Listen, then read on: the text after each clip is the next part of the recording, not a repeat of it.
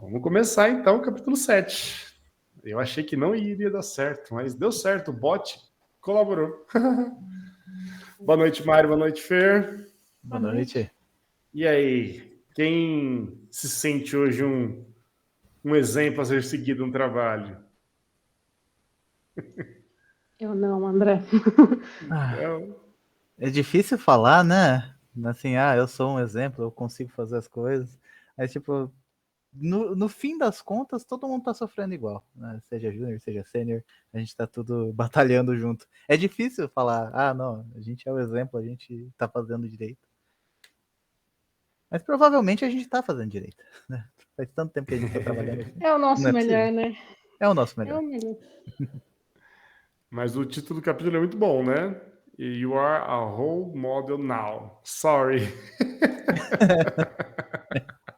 É o sentimento. Eu acho que assim, o tom do capítulo é muito bom, assim, nesse ponto. Meu, você tá na liderança, você é um exemplo, você é um modelo que vão querer seguir.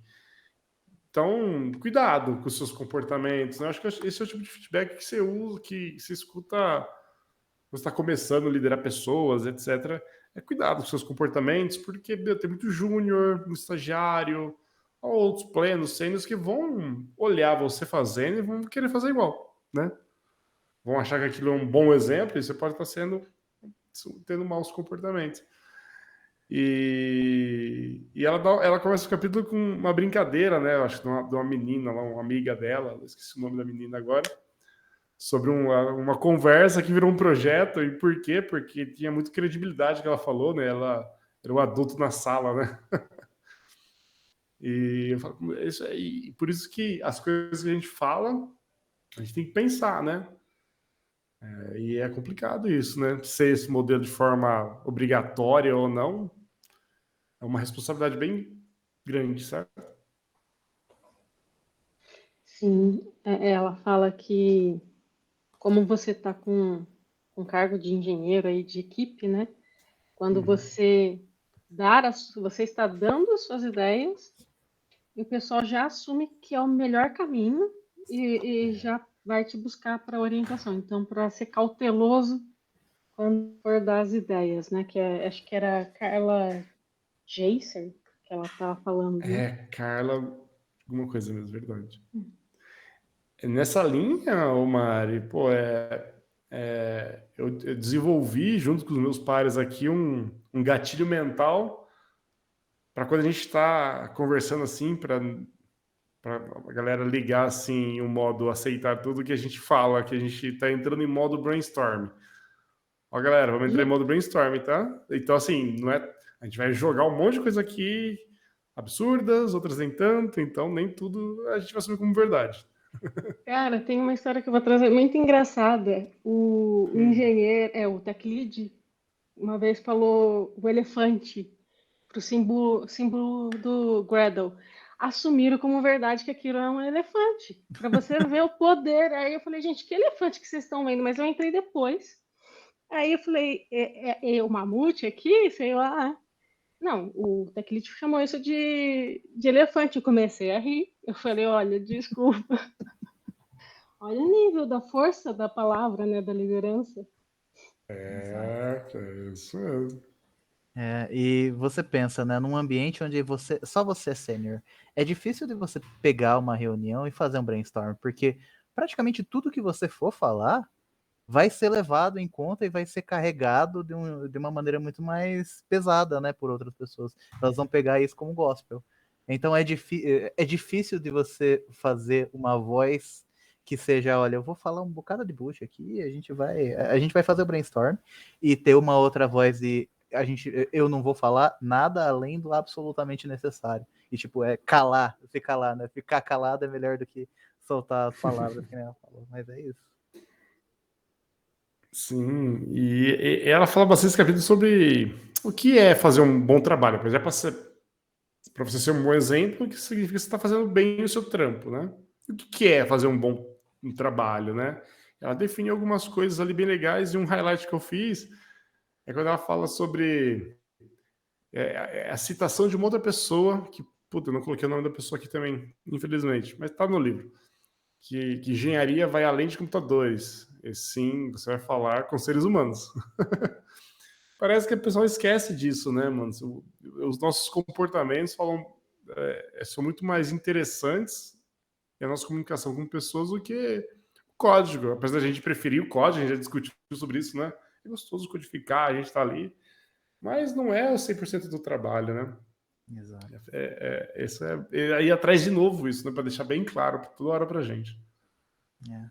E ligando também com isso, tem também a parte que ela fala sobre não esquecer do usuário, né? Porque não é só de pessoas do time que você está conversando, mas também do usuário que vai usar, né, os seus produtos. Então você pode entrar num mundo muito técnico e esquecer disso, né? Esquecer de UX, esquecer de usabilidade. Sim, sim. Essa questão que você falou de lembrar do usuário é quando ela fala para você lembrar dos objetivos, né? Exato. Depois ela vai definir algumas coisas ali, eu já vou voltar naquele assunto, mas ela fala para você lembrar que existe um negócio para ganhar, para lucrar, então nas suas decisões, para você se adaptar às situações. Ela fala que existe usuário, você falou, existe um time, né? Uhum. Então você não pode esquecer essas coisas, são muito mais importantes que muitas coisas, né? Uhum. Sim. Lembra por que você está fazendo, né? Acho que ela menciona no capítulo 3 também, para você ter os seus mapas, não sei o quê, e lembrar o que você está fazendo aqui, né? Ter isso bem claro, retomar os seus objetivos, fazer esse monte de coisa é muito, muito, muito maneiro. Eu vou pegar um gancho aqui já em cima do que eu falei, porque eu falei, nossa, será que foi mais ou menos isso mesmo? Fui confirmar aqui. Na verdade, tinha falado que aquilo era um mamute e era um elefante. E aqui fala, mantenha-se atualizado. E aí, seja autoconsciente, tome decisões. Caso esteja errado, minimize os riscos. Já aproveitei minha deixa para corrigir para quem estiver ouvindo, que é um elefante. Muito, muito bom, muito bom. Esse negócio do minimizar os riscos é legal que ela. Cara, eu adorei essa listinha, assim. Beleza, o que é fazer um bom trabalho? Então, você tem que ser competente, né? Aí ela vai listar um monte de coisa. Você tem que ser. Você tem que ser responsável, né? Aí depois você tem que criar. Eu não sei como ficou a tradução disso para você criar um ambiente calmo, criar calmaria. Como ficou Criar um ambiente calmo, a creio tradução? eu. Criar um ambiente calmo, é incrível também. Então não sei como ficou a tradução. E dentro de cada um desses tópicos, ela vai dando várias dicas. Meu, que dicas sensacionais de. Ah, beleza, você tocou no assunto, Mari, para você saber coisas. Você precisa continuar praticando, né? Se manter atualizado. Meu, beleza, você tem que conhecer as coisas. Por quê que você tem que conhecer coisas? Porque como um sênior, alguém de liderança, você tem. Ela menciona isso muito de forma bem legal. Você tem uma sabedoria implícita ali. Né? Ou seja, todo mundo vai olhar para você, esse é o sênior, então ele conhece bastante. Que ela começa a falar de experiência de trabalho, né? Que você construir a sua experiência, construir o conhecimento do domínio, né? Porque não adianta nada você manjar muito de Java e não saber como funciona o mundo de e-commerce. Tipo, né? Então, beleza. Aí depois você manja muito do mundo de e-commerce, mas você não conhece como o setor de hospitais funciona. Ou como crawlers web funciona. Tipo, você tem que construir, manjar desses domínios, né? Se manter atualizado. Então, pô, essas três coisinhas falam muito, conversam muito, assim, eu gostei demais. Ela entra numa parte sobre self-aware, não é você se conhecer, você ter ciência do que você sabe e ter ciência do que você não sabe, né? E isso foi bem legal, porque essa semana eu estou fazendo algumas entrevistas e está sendo bem legal conhecer alguns candidatos, eles são bem júniores, né? E com a galera, alguns falam claramente, olha, isso daqui, sobre tal assunto, sei lá, sobre APIs, REST. Olha, isso eu não sei. Outros já não querem falar que não sabe, eles vão ali tentar dar uma, né? E você admitir, falar o que você sabe, o que você não sabe, pô, é muito bom, né? Muito bom isso aí. Eu gostei dessa parte do livro porque coincidiu bastante essa semana comigo. Foi bacana. E às vezes dói, né? Você ficar em silêncio falando que você não sabe de alguma coisa, né? E aquele tema que ela fala lá atrás no livro, né? Tipo, você dá esses momentos de silêncio, assim, não entrar muito, não ficar falando sempre, né? Você ter esses momentos de silêncio. E acho que é interessante entrar nessa parte. De tipo, olha, se você não sabe, então você pode ficar calado também. Não precisa ficar colocando mais coisas ao vento. Exato. Muito bom, verdade mesmo. E ela mencionou uma técnica, nossa, eu nem sabia que tinha nome disso, porque um amigo meu, o Léo, do Open Sanka, ele fazia muito isso. Ele falava, pô, me explica como se eu fosse uma criança de 5 anos. Eu achava que ele tinha inventado, ou se, não sei se ele sabe que já existia. É o nome, Eli 5, né? Explain it like I am 5 years old. Eu achei incrível isso. Falei, cara, na hora eu lembrei dele. Na hora. Falei, caraca, o Léo falava isso muito comigo. Eu achei sensacional. Tipo, você fazer a pergunta certa, né? E você tentar pegar o teu entendimento básico ou mínimo para você sair dessa zona do que as coisas que você não sabe e começar a construir um conhecimento. Bem bacana isso aí, muito bacana mesmo. Eu já ouvi isso também, viu, André?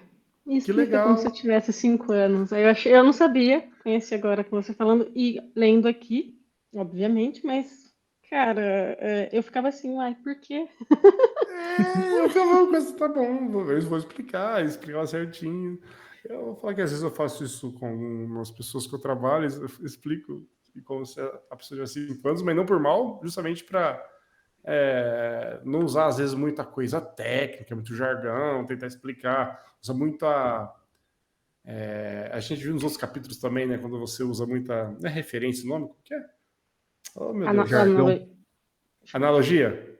Eu ia falar analogia, porque teve gente que falou, não aguento mais fazer analogia. Assim como eu já encontrei ideia falando, gente, como eu odeio explicar via analogia. São ferramentas muito boas. Eu acho que talvez no excesso deve irritar mesmo. Então. E às vezes você vai Realmente. explicar para aqueles 5 anos, tem que fazer usar analogia. Gente, explicaram o Completable Filter para mim com a analogia de três Golden Retrievers correndo num parque onde você joga a bolinha e no final o tempo do último. Eu gosto.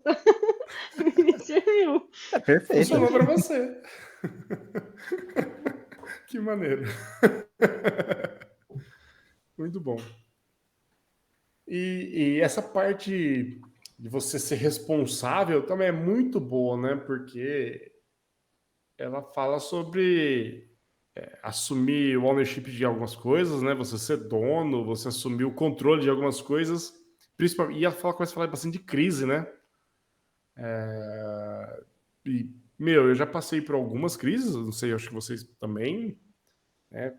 Se não passaram, vão passar. E, cara, a pior coisa é você estar numa sala de crise com um monte de gente perdida, ninguém sabe o que está acontecendo, sem planejamento, é muito ruim. Então, essa questão de você manter a calma, entender a situação, orquestrar, mano, isso é muito. Explicar, né? Aí depois você, e falar, tô assumindo o controle, que ela fala, né, para você assumir de forma explícita o controle da situação. Porque senão vão achar quem que é o dono, quem está controlando tudo é o meu gerente ou esse rapaz aí que acha que sabe tudo, esse sênior maluco aí, né? Então é bom ter esse cara nomeado como quem está assumindo o controle de tudo. Eu acho que isso é muito importante, principalmente em salas grandes, com muitas pessoas, assim, 6, 7 pessoas, fica a galera meio perdidinha, tá ligado? Aqueles war rooms, né? O sistema Famoso caiu, war ou room. quebrou o banco de dados e não consegue subir os dados agora no novo banco. Fica dias ali.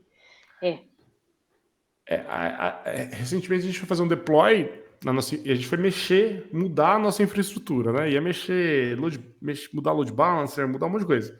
Ia gerar indisponibilidade. A gente planejou uma janela de 2 horas de disponibilidade, comunicamos com clientes, parceiros, etc. E na hora deu ruim, né? Na hora que a gente terminou uma das etapas, começou a falhar uma outra parte. Aí a gente a galera já começou, meu Deus, e agora? O que é? Ainda bem a gente tinha um plano, né? A gente sabia o que a gente tinha mexido, vamos olhar uma coisa por outra. Descobrimos que tinha aplicação usando o mesmo security group que a gente tinha mexido, né? Então era só lá atribuir novas regras de IP e tal. Mas, assim, se quem estava ali orquestrando tivesse com a calma, com o planejamento certinho, a galera ia sair do rollback, já estavam querendo dar rollback, do rollback. Aí vem um Assim, pós-mortem, se bobear, né? Não sei se. Aí depois tem que ter sempre, né? a gente tem cultura de pós-mortem aqui, mas nesse caso, como que era um deploy e estava já dentro da janela, a gente não gerou pós-mortem. Mas numa crise eventual assim, tem pós-mortem sim, tem essa cultura interessante, bem bacana que a gente faz aqui também. Uma coisa que eu achei bem legal que ela fala nesse livro, que é sobre você comandar as reuniões, né? Você guiar as reuniões, né? Então, assim, eu vejo tanta gente que entra em reunião só por entrar, né? E aí a gente falou disso, não lembro se foi nesse livro ou no outro, de você assumir, tomar as notas lá, né? Escrever, fazer um resumo, que às vezes é um trabalho tão simples que ninguém quer fazer e que ajuda a comunicar. Aí às vezes você assumir lá a reunião, fazer isso daí, e ela comenta do coisa que é a diferença entre essas anotações feitas por um júnior e as anotações de um sênior. Aí entra a questão da credibilidade lá, né? Essa é a parte contraditória, né? Então a pessoa ela quer ser proativa, ela quer tomar nota, ela quer colaborar, mas para algumas pessoas as anotações daquele júnior ali, daquele pleno, pode não ter tanta credibilidade. Mas ela menciona isso de sendo como uma coisa boa, você pelo menos guiar, né, tomar essas notas, fazer aquele trabalho de cola, né, que ele mencionou em outro livro, o outro autor do outro livro. Isso é bacana demais. É outro. Basicamente outro sintoma, né? De você ter muito peso nas reuniões. Toda vez que você fala, você começa a comandar. É meio que. Acaba sendo natural em ambientes, em times que tem pouco, né? Pouco foco. Se você começa a falar, se você começa a andar em alguma direção, provavelmente as outras pessoas vão começar a andar. Exato.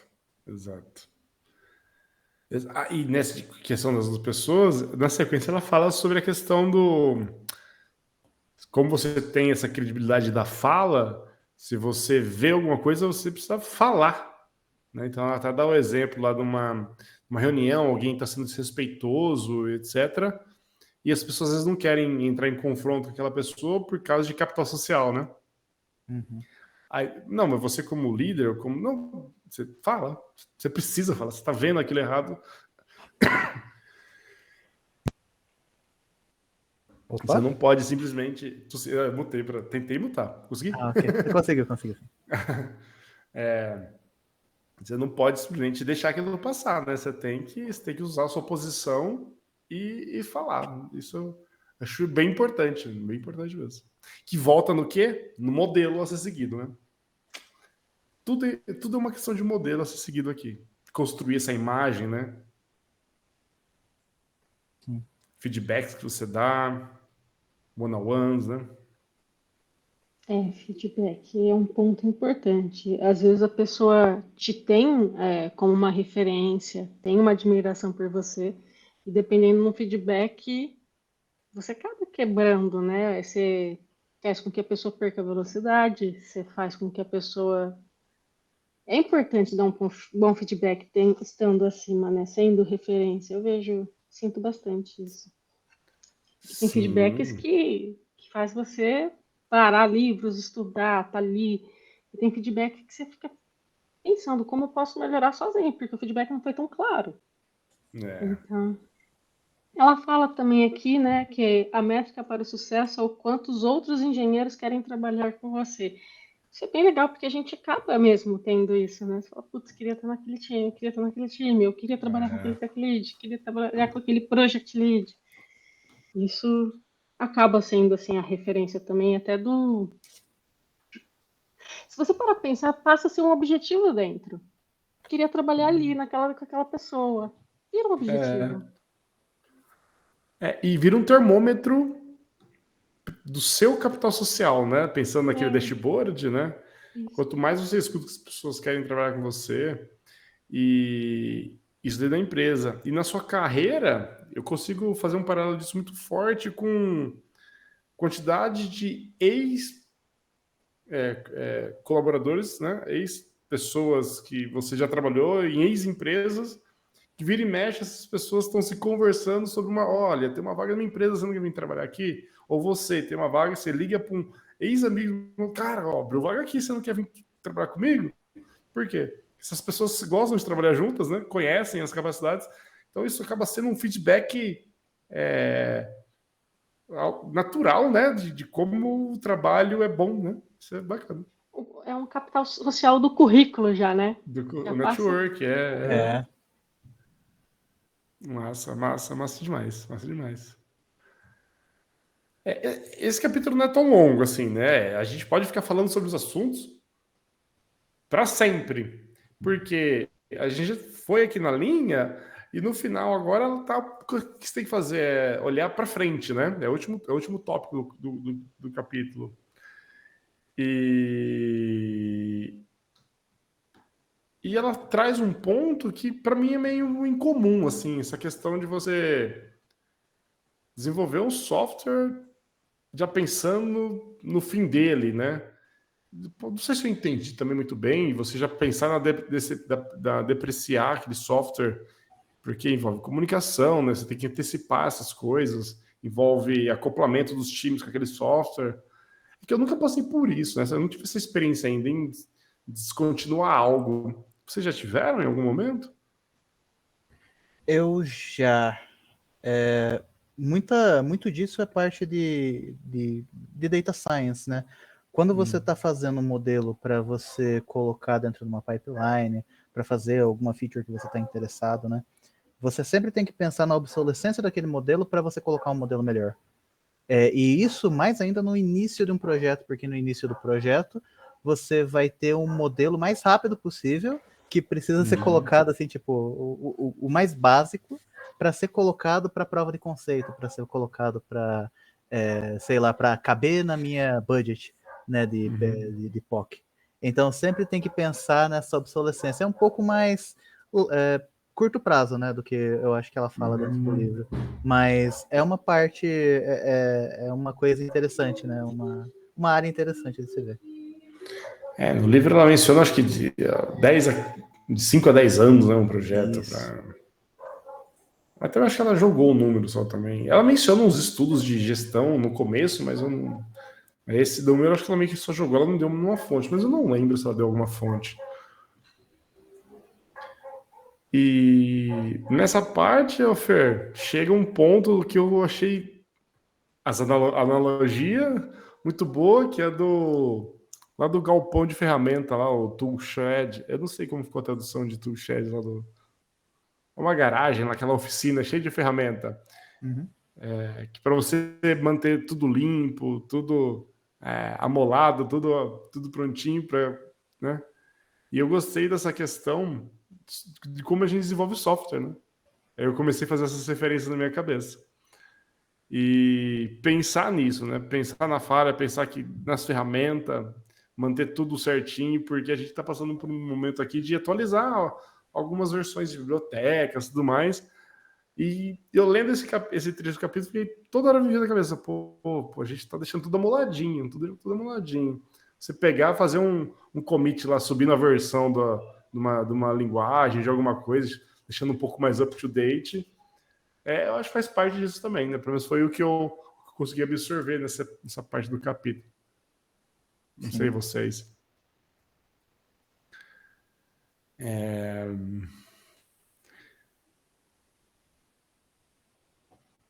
Tem uma parte que eu achei um pouco controversa. Que ela fala assim: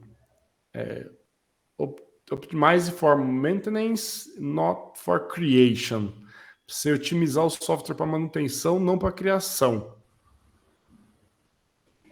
Eu posso não ter entendido muito bem, mas a questão é que o software é criado uma única vez e a manutenção dele é feita ao longo dos anos, né? Você não fica criando o mesmo software várias vezes. Mas eu não entendi o que ela quer dizer, tipo, com você não fazer otimização de criação. Não sei se ela está querendo falar sobre essas ferramentas que fazem bootstrap de projetos, tá ligado? Não sei. Ou se você focar de fato em documentação, né? Igual ela fala, né? Planejar lá a depreciação, esse tipo de coisa. Mas a questão da criação eu fiquei bem confuso, confesso para vocês. Não sei se tiveram alguma percepção diferente. Eu acabei revendo aqui para tentar entender, mas é que ela fala no fato, acho que no sentido de que ele tenha que ser fácil de dar manutenção. Então você faz algo, você cria, mas só está pensando em criar. E aí você coloca códigos difíceis de se manter. E acho que Tá. poderia. Não sei se a tradução é que eu vejo aqui que ela fala assim, que o código ele vai perdurar por muito mais tempo do que você criou. Então ele tem que ser fácil de dar manutenção. Portanto, não crie código difícil de se manter. Viu? Então. Não sei se foi isso, mas entendi Não, mais. entendi certo, então. Entendi certo. Eu tava com uma compressão, tinha sido meio confuso, mas eu acho que, ok, deu certinho. Obrigado. Não, eu acho que é isso mesmo. Tipo, pensando em código legado, né? Todas as dificuldades que a gente já passou para fazer código legado, para entender código legado. Quando uma pessoa sai da empresa, ou quando um time sai da empresa, e você tem que entrar lá e não tem não tem institutional knowledge, né, sobre aquele assunto. E Verdade. aí Ó. você não tem aquilo. Então, você criando um software para ter manutenção, é questão de criar knowledge, criar conhecimento institucional que consiga pelo menos manter ele rodando, mesmo se não tiver ninguém que participou de sua criação. Porque ele vai ficar lá. Ele vai ficar lá por anos e anos e anos. Mas as pessoas vêm e vão. Beleza. Você sabe que falando assim, se você pega um código desenvolvido por outra pessoa, aí você fala que código bonito, aí você olha lá quem desenvolveu, você já deixou ali um capital social. Porque fala, eu trabalharia com esse cara que fez esse código aqui. E acabou de um dia acontecer isso, de eu ver um código e conhecer a pessoa depois no futuro. E por causa do grupo, assim, sabe? De tecnologia mesmo, eu falei, e eu continuo admirando a pessoa até hoje. Que legal. Vou deixar aqui, ele não sei se vai ouvir, mas é o Uriol. Então, eu lembro de ver um código dele e falar, cara, é do Uri. Que massa. Não, ele vai fazer questão dele ouvir. Legal. Maneiro, maneiro. Galera, várias coisas bacanas nesse capítulo, eu acho, mas é isso, assim, ele é curto o suficiente para ser bem direto nessas coisas humanas do software, tá ligado? Exato. Né? Maneiro, né? E alguém quer fazer alguma consideração final sobre o capítulo? Senão a gente pode iniciar. Eu não. Não? Também não. Então, boa noite para vocês. Tudo de bom. A Boa gente se noite, vê. Boa galera. noite. A gente se vê Tá no bom? Até próximo. mais. Tchau. Tchau.